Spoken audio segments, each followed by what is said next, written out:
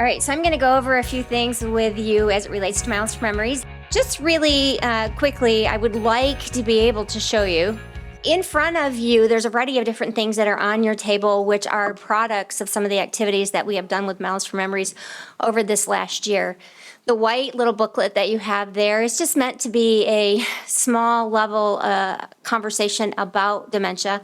It goes a little bit into some of the different types, as well as encourages getting that diagnosis and going forward. That's there for you, and you can take it, or if you need more, you're welcome to that. In the back, there's a variety of different resources and other websites for different locations where you can get some additional information. And it also talks about kids. It's meant to be a solution guide, at least getting you started in the next direction. One of the other things that's in front of you is the note or the coloring book. The coloring book is a supplement, or a complement rather, to the puppets that we have created for helping to share this story about how kids can be empowered to respond when somebody in the household is experiencing dementia. What we have found, as Anne has already alluded to, is that we often, very often, will hear back from caregivers, loved ones, spouses who say, gosh, that was really helpful for me. Very helpful, which is really kind of nice. In 2022, we very intentionally created 5 different things that were going to be important for us to accomplish throughout that year. The first one is to increase safety. The second one was to support programs for the caregiver. Third, talk about early stage research. You got to hear from all of the gentlemen tonight, and I know they can talk for much longer. They have the gift, I'm telling you. And then obviously going into some development programs for youth, and then emergency responders. And then I'm going to give you just a quick wrap up of a grant we received from the Michigan Health Endowment Fund for $500,000, and we spent it all. It took an extra year, but great. And we have great results. And we use this phrase going forward with a lot of different things as it relates to tech, which is to ensure they come home. That's our whole goal.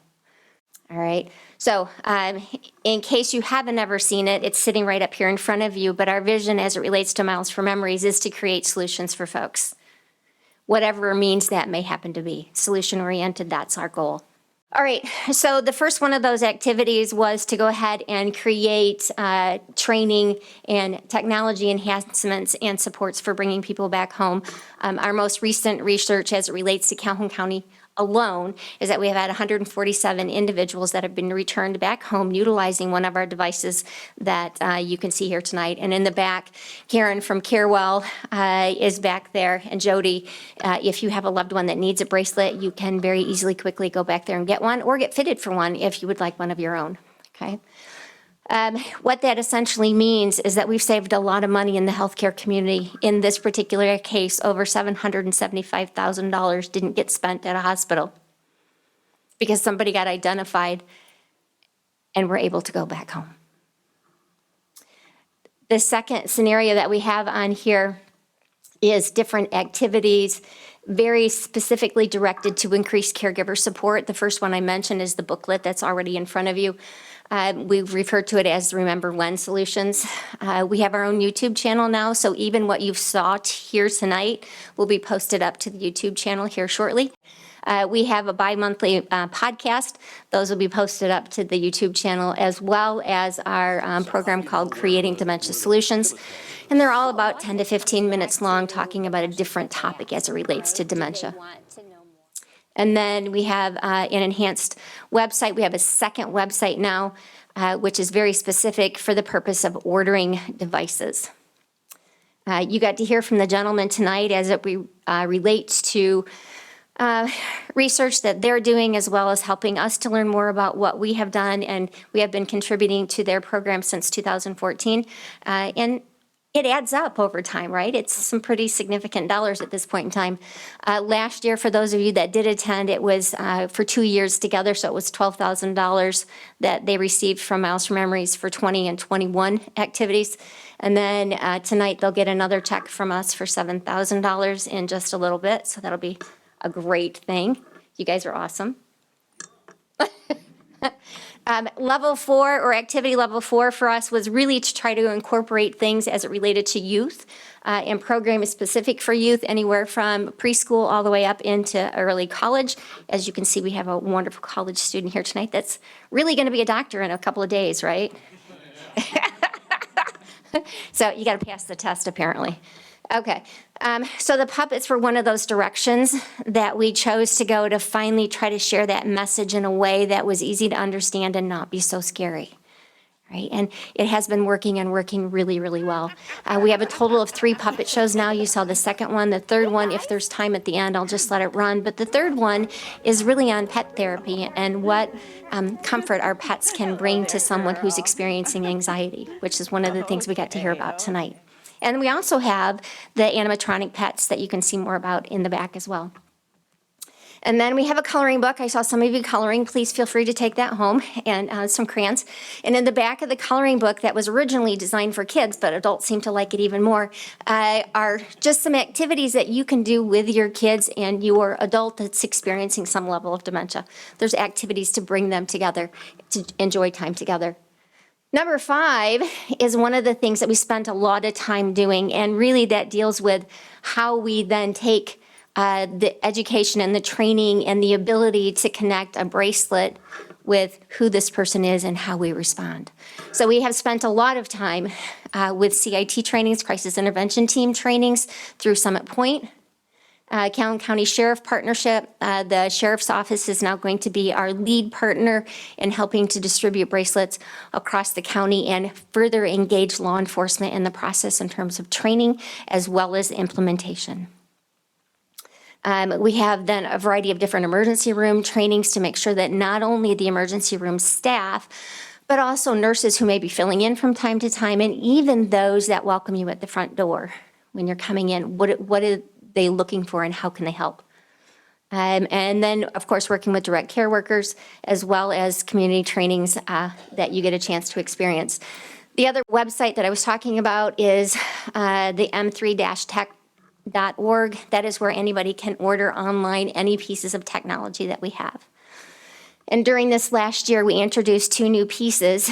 We completed the pilots, and we just got by FedEx the Caregiver Connection piece tonight, which is designed to help the caregiver. And if their bracelet is scanned, they will then know that they need to find someone, the person that they're caring for, that person living with dementia or Parkinson's or whatever it might be, to go get them. Our other one is a mile tile, and that's meant to be utilized for outing situations. It's very similar to other technology. We've incorporated that. So if you take your loved one out for a trip to the grocery store, they get to put the little tile in their pocket or in their purse or in their bag or whatever the case might be. And as you're looking at the spices and choose to look over at the rice, because somehow that's calling your name, when you turn back, she's gone.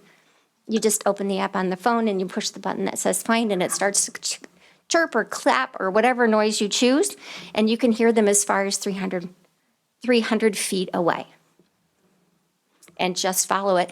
It also brings up a map on your phone, and you can see where they are. You can see whether you're getting closer. For those of you that may not have that connection going on really well, right? You can watch it instead, okay? So those are our 2 new ones. The mile tile is supposed to arrive tomorrow, a day late, $1 short. No, it wasn't $1 short, I'm telling you. Pilots are great fun. Great fun. All right, so just I wanted to quickly let you know that there is a definite distinction between what we did with the tech program with Michigan Health Endowment Fund and Calhoun County. So the dollars that are raised in Calhoun County are for programs that are in Calhoun County. The dollars that were provided through the Michigan Health Endowment Fund are all spent on programs across the state of Michigan. They're in 2 different sets of pots of money over at the Battle Creek Community Foundation, and we have a second fiduciary that makes sure that the money that we come in, or that comes in, goes in the right pot and comes out of the right pot. And you need to have like 17 different signatures just to make sure. But that's good. So as part of that grant, we did train over 600 individuals across the state of Michigan, someone from every single county in the state. That includes above the bridge, right? As a result of that, more than 7,500 bracelets were dispersed. And of those 7,500 bracelets, we have had 115 individuals that have been returned back home.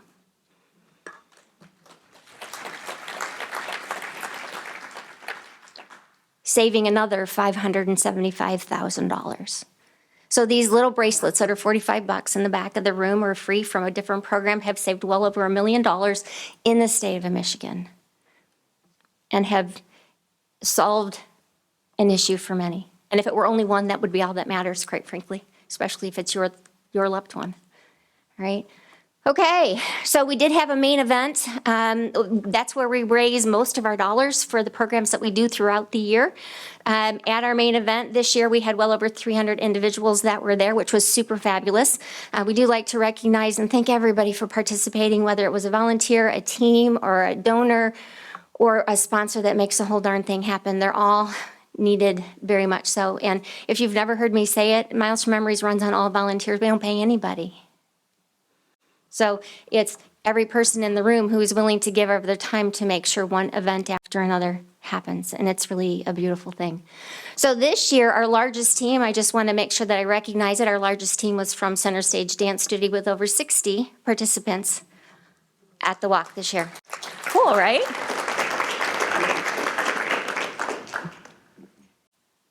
So staying in line with some of the things that we've already learned tonight, we have this wonderful little t-shirt for Jamie from Center Stage.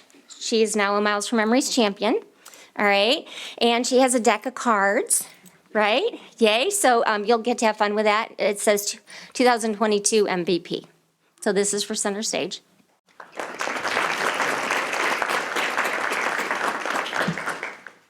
Our largest facility that was there this year was from North Point Woods. They had 34 participants at the event this year, so I just want to send a shout out to them. We had facilities from all over the county that participated, and we are graciously thankful for all of them. But to North Point Woods, we also have another t-shirt, and so Amber will make sure that you get this. Also says the same thing, shocker, right? And she has another piece of the puzzle right here. It's one of those fun little peg game puzzles, so it's for you guys to play with, and you'll have some fun with that. So to that end, last couple of things, 2023 programs that we decided from the leadership team that we were going to fund with the $35,000 that we have to play with now for the 2023 year. We are going to continue to enhance training and delivery tools. We will focus on safe return programs as always and implement updated emergency respite program. It kind of went, it became still while we were dealing with the pandemic, right? And we weren't able to work with the adult care facilities at that point in time. So that will be resurfacing. And then youth programming will continue. We also have our Memories program that will get jump-started back up again this year. And we will continue, as always, to support caregivers in any way that we can, and also research. So thank you, everybody, for all you do. And it ends with this. Our event this year is on September 16th. It is at the Festival Market Square, 10 a.m. It's about an hour of your day. We start at 10, we're done by noon, and come walk with us. It's a half an hour or an hour, and you get to play games, so that's the best part, right? And there's fun little dancers running all over the place. Love, love, love it. And before we have the guys come up, for any questions that you might have, I'm just going to say thank you. These are all of the organizations that helped to make what we do possible last year. So thank you for being here. Thank you for questions, thoughts, comments. Thank you for those that made tonight possible. And thanks to all of our fabulous, fabulous volunteers. At this time, we will present Dr. Counts with his check for $7,000 to go towards research to find solutions. Thank you. Okay. Yeah, no, thank you. It's such an honor to work with you guys. And, I'm sitting here trying to, speaking of, our vision, I'm envisioning a world where every community would be solution-centric and create programs and train public safety people and devise these innovative tools, right, to provide support for people impacted by dementia, both patients and their caregivers. Actually, now that you've taken it to the next level and you're now training the rest of the state, maybe there's no need for that now because you're doing it, But it just, you think about how much better off we would all be if people were as intentional about this as this organization is and this community is. So again, it's an honor and a privilege to work with you. And, a lot of times when we get funding, say from the National Institute of Health, they'll cut our budget. They don't allow you to budget in things for instance, salary increases for people in the lab, with inflation and everything, trying to, keep them at a living wage and things like that. So you just have these finite resources and they're always shrinking, right? So the budget that you started with there's just not enough. And so you're always trying to do other things. And so there's very little money left over to try new things, right? You're sort of, you're doing what you're funded to do, but to keep things going and to be innovative, you need to be able to try new things. And without seed money like this, you can't try new things. And so that's why this is even more invaluable to our research efforts than you can even imagine, because this is what gives us the wherewithal to be able to again, try new things, because if you can't try new things, you can't innovate, right? So again, thank you very much, and I will see you guys in September.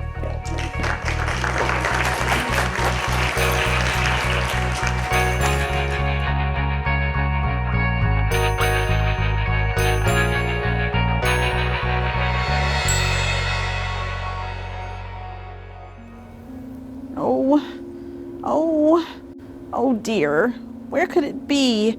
I left it right over there. I know it's here somewhere. Hi, Gran. Gran. Oh, Monica, have you seen my blue coat? I left it right over there, and it's just gone. I want to sit in the garden today. Gee, Gran, I'm not sure. I haven't seen it. I know, it was right there. I saw it. Why do you need a coat anyway? It's really warm today. Warm? Of course it's not warm. It's winter. No, it's not. It's summer. No, it's winter and it's cold and I need my blue coat. Why won't you help me? Why would you say it's summer when it's winter? It's okay, Gran. We'll find your coat, I promise. We won't. Someone stole it. Did you steal it? Me?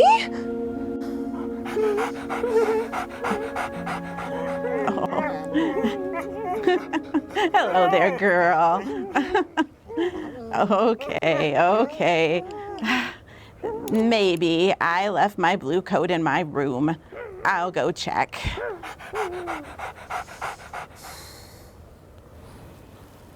Hey, Monica. Hi, Larry. Why did she think it was winter? And why did she think you stole her coat? It's Gran's dementia. She got confused and thought it was winter. We put her coat away a long time ago, but she didn't remember right then. A lot of times it's easier just to let someone with dementia think they're right, as long as it isn't hurting them. That way they don't get upset like Gran did just now. Oh, I'm sorry, I didn't know. It's okay, Larry, now you do. And Lulu showed up at just the right time. She always calms Gran down. Yeah, I noticed that. Lulu made her forget about how upset she was. Does that always happen? Not always, but Lulu being around has really helped Gran when she does get upset. We've learned that having a pet around can help a lot when Gran gets confused or worried or a little lost. My mom says pets can do that for anyone with dementia. Really? Why is that? You have a cat, right? Yeah. Well, when you're upset, what does your cat do? He sits with me and he lays on me and he purrs. And how does that make you feel? Huh. I guess it makes me feel a little less bad when he does that. Right. Pets can just make us feel better by being there and loving us no matter what. Lulu does that for Gran. She doesn't care if Gran's having a tough day or doesn't remember her name. She loves her and accepts her the way she is. That always makes Gran feel better. Hey guys. Boy, Gran was pretty confused, but she's okay now. I left her knitting in her chair. Thanks, Lulu. You saved the day. Hey, Lulu, how do you know when Gran gets confused? I'm not sure. I like it when people are happy, and I like making them happy, so I just love Gran until she's happy again. Wow. Are you like one of those service dogs? Do you wear a vest? Oh no, I'm not a service dog. Those dogs go to school and learn how to help their people. If I were a service dog, you wouldn't be able to pet me or play with me. I'm a pet, which means I'm Gran's dog and Monica's and Grandpa's and Mom's. I just love all of them. That's right. Lulu being here makes all of us happier. She's just really good at making Gran feel less agitated and calmer. Do you think a pet would help my grandma? She gets upset sometimes when she can't remember things too. Pets always help. Well, Lulu might be a little biased, but she's right. Did you know there are even dogs who are trained to help people with dementia? Really? What do they do? Well, they do a lot of things, but mostly they help people like us who are taking care of someone with dementia. Right. Those are professional dogs. They can help find someone with dementia who gets lost and even help them move and balance when they walk. Wow. Yeah, and they also do what Lulu did for Gran today. They help calm and comfort with snuggles and kisses and love. Dogs are really good at that kind of thing. Gee, maybe I should talk to my parents about getting a dog for Grandma. It's like I always say, everyone needs a dog. Well, we sure need you, Lulu. The best thing that we can do for our loved ones with dementia is to love them right where they are. Lulu does that every single day. They don't need any special training to realize when someone needs a little extra love and affection. Yep, I'm very good at knowing when someone is sad. I don't like sad, so I try to fix it. Lulu, did you know that there are therapy programs just for individuals with dementia? Well, there are? What do those dogs do? Well, you know, it's a lot like what you already do for Gran. They're trained to help people care for loved ones very specifically with dementia. They give friendship, they give support, and they help them feel less anxious and worried. You're right. That's what I do for Gran. What a great job for a dog to have. I wish I were a special therapy dog. Well, I think that the job that you do is just as important. You are a family dog. That means you help more than one person at a time. I do? Well, of course you do. You help Gran, of course, when she's worried or anxious, which is very important. But who helps Grandpa get his slippers? I do. And who tells Mom when the mail has arrived? Me? That's right. So, who helps Monica when she needs just a little bit of a break from her homework? Well, she comes to find me and we play fetch. Well, exactly. Being a family dog is just as important as being a therapy dog. Hey, Lulu, want to go play in the backyard? Yeah, after all, that's my job, right, Sherry? That's right. You two go have fun. Our pets are a really very important part of our family. We love them and take care of them just as they love and take care of us. We have learned today that those that are living with dementia can have a special relationship with their pets, and they make a special impact on their lives. Those pets don't care whether we think it's winter and it's really summer. They don't care if we have forgotten their name. They just care for you, and that's all that matters. Isn't that a great lesson for us all to learn? Miles for Memories exists to create solutions for those that are impacted by dementia through movement, programming, and research. To learn more, visit us at milesformemories.org.